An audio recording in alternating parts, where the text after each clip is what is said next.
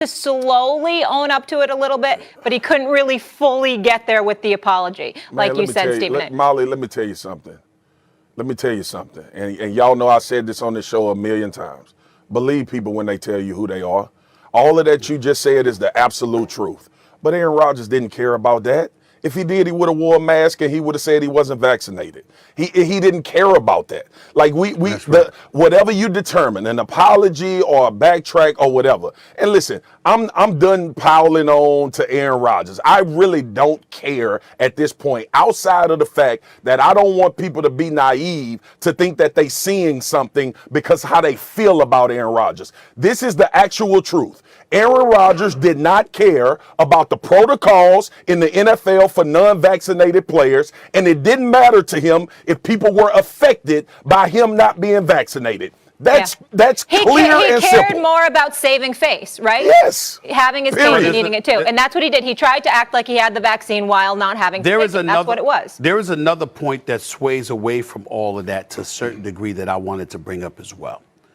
See, Aaron Rodgers basically said initially, I didn't lie. I was expecting a follow-up.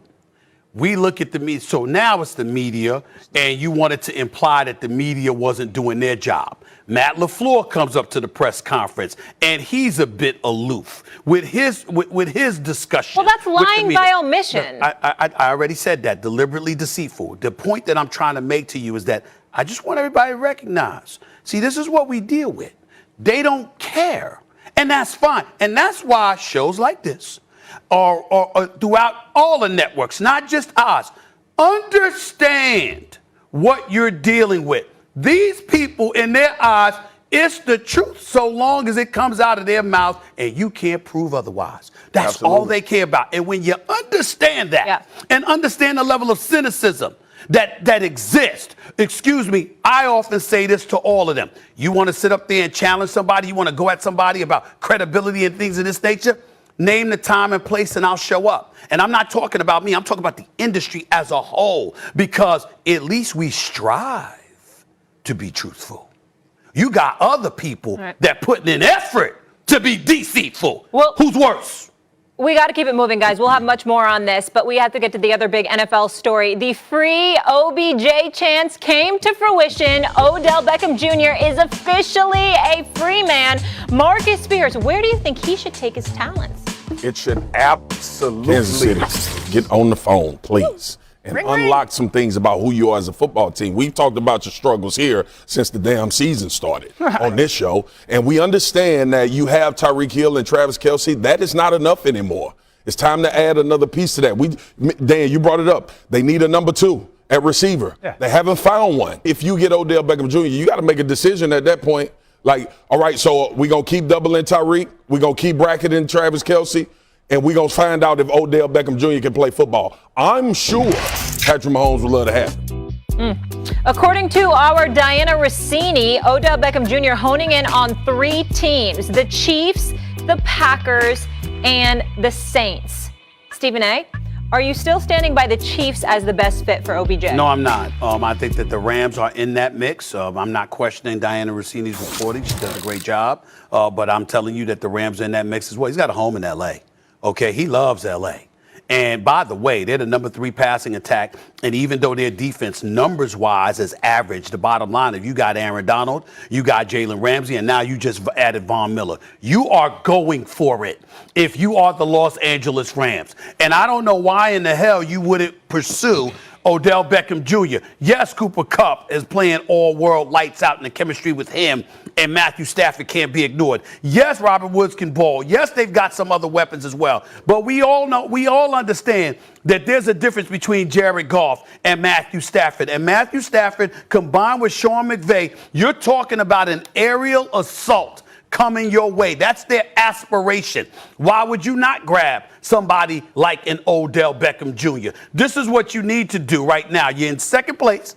Okay, you're not going to, unless you catch Arizona, you better beat them the next time you face them, unless you catch it. Right now, they got a 1-game lead on you in the NFC West. Russell Wilson's coming back, even though I don't think Seattle will catch the Los Angeles Rams. You're 7-2. You want to get the division. You want to put yourself in a business where the road to prosperity, meaning a championship, isn't that arduous. And winning the division crown might go a long way. You need to do all you can to do it. And oh, by the way, if you're Odell Beckham Jr., let me be very, very clear. It's on the line now because Baker Mayfield got folks that showed up and showed out this past week against Cincinnati. Over the last few weeks you were in Cleveland. We believe in you.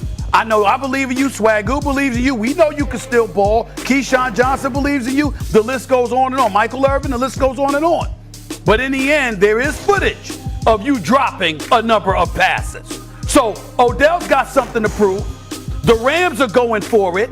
La is a place that he loves because that's where he was in all season. I know this for a fact, Swagoo, because when I was in Beverly Hills, I saw Odell.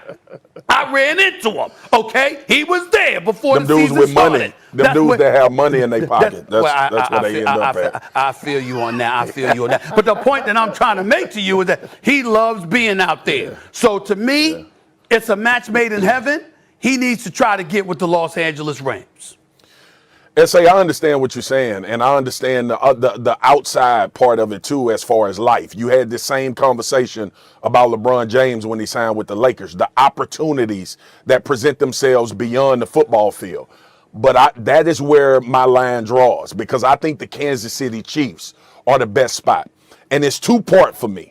One is because I think he goes in and immediately helps this offense that we've talked about and how bad Patrick Mahomes has been. The other thing is, I don't think this is about one particular year for Odell Beckham Jr. I'm not sure with the Rams that he would have the type of production and impact that he's looking to have. Because remember now, Odell Beckham Jr. will be a free agent now, but he'll be a free agent after this season. So it's not just about what he does in the last 8-9 weeks and potentially through the playoffs. It's about where can he be in order to get a long-term contract and continue to have the opportunity to win. I'm not sure if LA is that place because they're, one, on the books for a lot of money. Two, it'll be another decision that has to be made from Odell Beckham Jr. in case it didn't work out in LA. There is more validity to what the Chiefs are dealing with right now and finding a legit guy that can be a number one, but he would be a number two to Tyreek Hill in that offense, but still impactful in the opportunity to go forward with a team and have a chance to win with the future going forward. I don't think you're prioritizing the level of happiness that needs to come into the equation where it comes to Odell Beckham Jr. And I'm certainly not trying to imply he can't be happy with Patrick Mahomes throwing the football because I know better than that.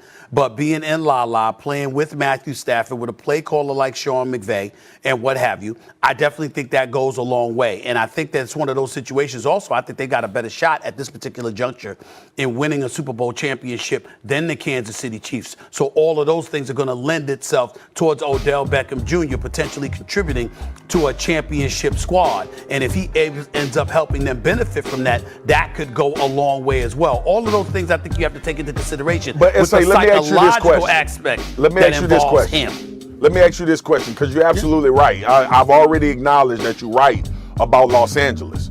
But for Odell Beckham Jr. going forward future-wise, do you think he can make more of a stamp in Kansas City, or do you think it'll be more of a stamp in LA, who's already on the books with both of their 1 and 2 receivers that they are going to go forward with no matter City, what? he could turn the season around, Stephen A. You could say he could turn the season around, but to me, if that defense doesn't improve, it doesn't matter, number one. And number two, I think no matter what the situation is, I don't know if he'd stay in Kansas City. That's my issue. I hate that we were on the same page. I hate that we were on the same page about Aaron Rodgers, but you are absolutely wrong, which I was waiting for us to get to. You are absolutely wrong. See, you go to L.A.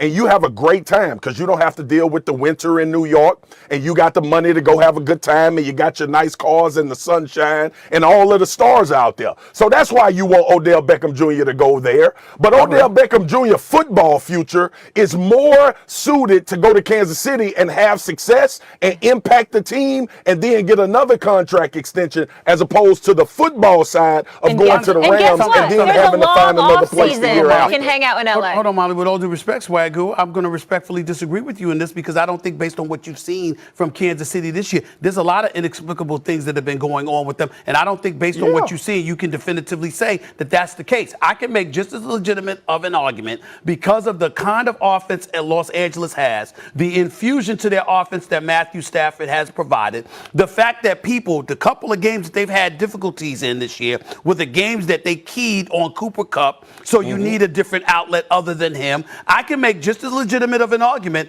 that Odell Beckham Jr. would be just as effective in Los Angeles as he would be in Kansas City. All right, let me ask you this. If he goes to Kansas City and this offense start to roll, what the conversation going to be nationally? That would be correct if that would have happened. But that's the point. But what if it happened in Los Angeles? But if he making a bet, Stephen A., he might as well bet big. If he go to LA, he not betting big. He's just being a part of something that's already rolling. We got to wrap it up. So again, according to Diana Rossini, the Rams aren't even in the conversation, that it's the Packers, the Chiefs, and the Saints. We will leave it there, gentlemen. Still ahead on First Take, the Cowboys